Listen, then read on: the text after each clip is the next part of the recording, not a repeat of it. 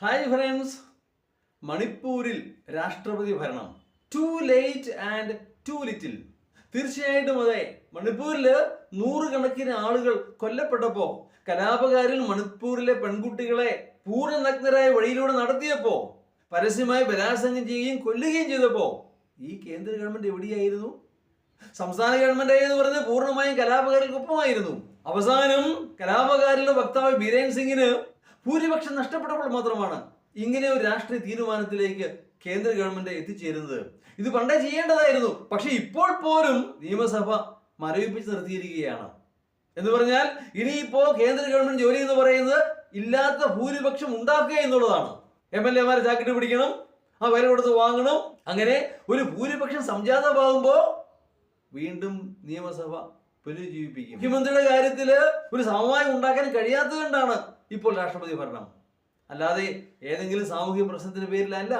ഏതാണേലും India എന്ന് പറയുന്ന രാജ്യം അന്തർദേശീയമായി തന്നെ നാണം കെടുത്തപ്പെട്ട ഒരു സംഭവമാണ് മണിപ്പൂർ എന്ന് പറയുന്നത്. വംശീയ കലാപം, ന്യൂനപക്ഷ പീഡനം, ഇതെല്ലാം അവിടെ സംഭവിച്ചു. അതിനേക്കാൾ ഉപരി സുരക്ഷിതത്വം എന്ന് പറയുന്നത് ആർക്കുമില്ലാത്ത അവസ്ഥ വന്നു.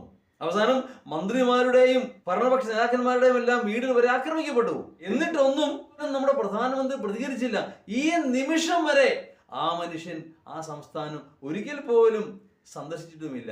അപ്പോ ഇതെല്ലാം രാഷ്ട്രീയ നേട്ടങ്ങൾക്ക് വേണ്ടിയുള്ള ചരടുവലികൾ മാത്രം. അതല്ലാതെ പ്രശ്നം പരിഹരിക്കാനുള്ള ആത്മാർത്ഥമായ ഒരു പരിശ്രമം ഒരു ഭാഗത്തു നിന്നും ഉണ്ടാവുന്നില്ല. പ്രതിപക്ഷ നേതാവ് പോലും അവിടെ പോയി സന്ദർശിച്ചു, തിരിച്ചു പോന്നു. അതിനപ്പുറം അതൊരു ദേശീയ പ്രശ്നമായി ഏറ്റെടുക്കുകയും ദേശീയമായ ജനരോഷം മണിപ്പൂർ സംഭവത്തിൽ ഉണ്ടാക്കിയെടുക്കുവാനും പ്രതിപക്ഷത്തിന് പോലും കഴിഞ്ഞില്ല. അവർക്കും രാഷ്ട്രീയ നേട്ടം തന്നെ. അവിടെ കൊല ചെയ്യപ്പെട്ട, അവിടെ മാനഭംഗപ്പെടുത്തപ്പെട്ട ആളുകളുടെ ആത്മാക്കൾക്ക് ആര് സമാധാനം പറയും? ഇതാണ് ഇപ്പോഴത്തെ ഇന്ത്യയിലെ അവസ്ഥ. ആരോട് പറയാൻ? കേഴുക ഭാരതമേ.